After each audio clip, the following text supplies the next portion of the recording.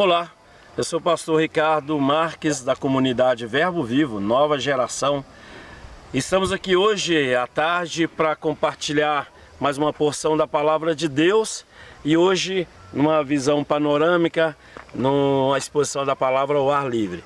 Hoje nós vamos falar sobre a postura e as condições de um homem, uma pessoa que é chamado para o ministério pastoral ou ministério sacerdotal, com base na vida do apóstolo Paulo, que escreve para os irmãos colossenses, e a posição, recomenda para eles a posição e a situação em que ele estava como ministro do Evangelho.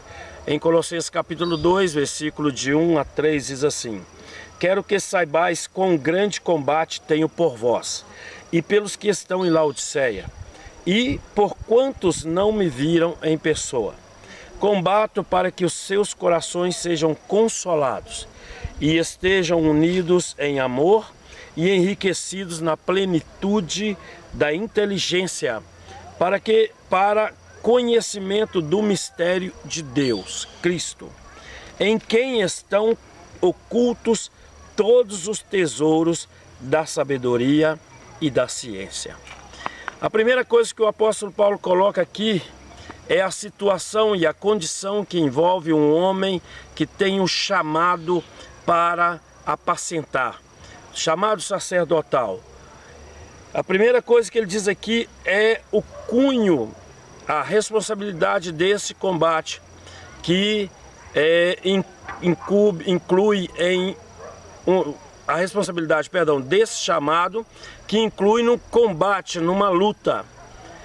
Nós reconhecemos que todas as vezes que nos colocamos à disposição do Senhor e atendemos o convite de Deus para fazermos a obra, isso implica em confronto espiritual.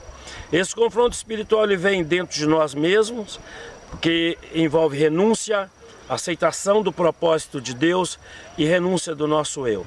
Depois ele vem no sentido de lutarmos pelo cuidado ou em favor da vida daqueles que estão envolvidos na obra, os quais somos chamados para aconselhar, para apacentar e para ajudar em oração.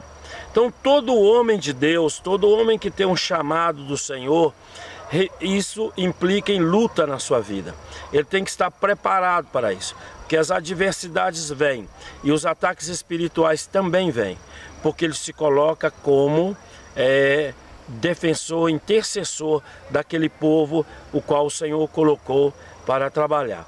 Tomando um pouco com base a vida de Davi como pastor de ovelhas, ele duas vezes ele enfrentou ursos e guerreou contra os animais para defender as suas ovelhas. Então, meu amado, quem tem um chamado de Deus, há pessoas que têm um chamado, tem pessoas que se colocam na posição, mesmo não sendo chamados por equívoco ou alguma outra circunstância.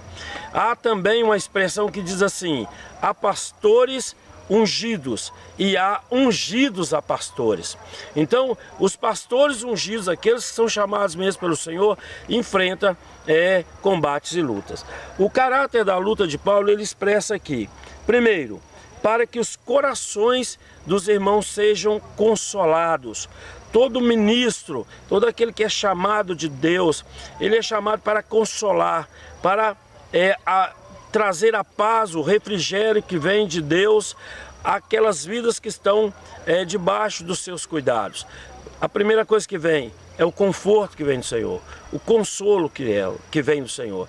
E isso, para fazer isso, tem que estar com uma vida cheia do Espírito Santo, porque Ele é o nosso Consolador. É Ele quem nos consola e nos conforta.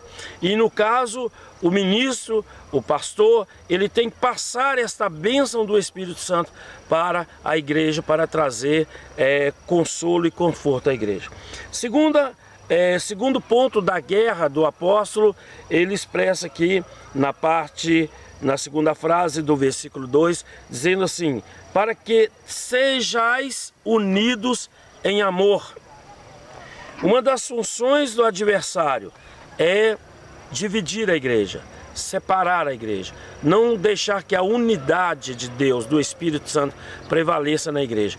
Então ele deve lutar para isso, porque quanto mais a igreja é unida, quanto mais ela está no plano de comunhão com Deus e com os irmãos, mais forte ela se torna, mais a bênção de Deus flui no meio dessa igreja e mais o Senhor opera com as maravilhas. Então precisamos estar unidos como um corpo, como igreja, um ajudando o outro, sentindo que a alegria do irmão é a nossa alegria, a tristeza do irmão é a nossa tristeza, a minha prosperidade é a prosperidade do irmão. Era assim que acontecia na igreja primitiva.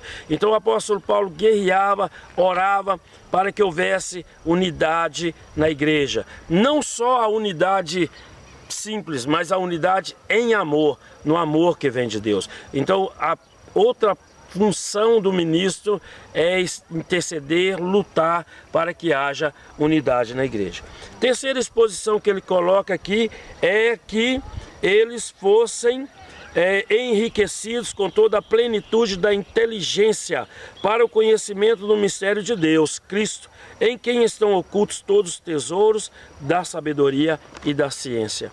Então, para que ele orava, para que o conhecimento de Deus chegasse até os irmãos, não só de uma maneira simples, mas que eles fossem enriquecidos com a plenitude desse conhecimento. Todo pastor que ama o seu rebanho, que ama a sua igreja, ele busca de Deus passar o conhecimento de Deus para a igreja, para o rebanho, e que a igreja seja enriquecida nessa plenitude, para que conheçam o mistério de Deus. Qual é o mistério de Deus?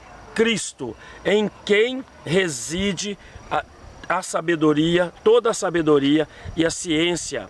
E nós vemos em Romanos, capítulo 11, parece que versículo 33, o apóstolo Paulo fala lá um canto de adoração ao Senhor Jesus, que diz: ó profundidade das riquezas, tanto da sabedoria como da ciência de Deus. Ele estava se referindo a Jesus. Então nós, como ministros, devemos passar isso para a igreja, o conhecimento de Cristo, o padrão de Cristo, o modelo de Cristo para as vidas daqueles que estão aos nossos cuidados. Que Deus te abençoe e que você seja despertado e edificado com essa palavra. Eu quero aproveitar também a convidar todos que estão acessando o nosso canal do YouTube, que participe, que deixe o seu comentário, que coloque a sua sugestão e qualquer dúvida que você tiver, nós estamos aqui à disposição. Que Deus te abençoe, tenha uma boa tarde e até o próximo vídeo, se o Senhor permitir, e com certeza Ele vai permitir.